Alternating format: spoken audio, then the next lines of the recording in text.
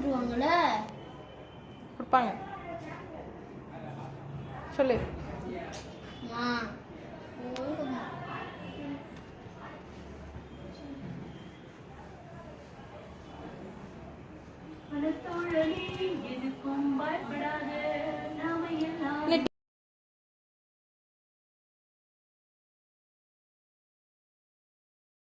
Homework பண்ணுவியா மாட்டியா?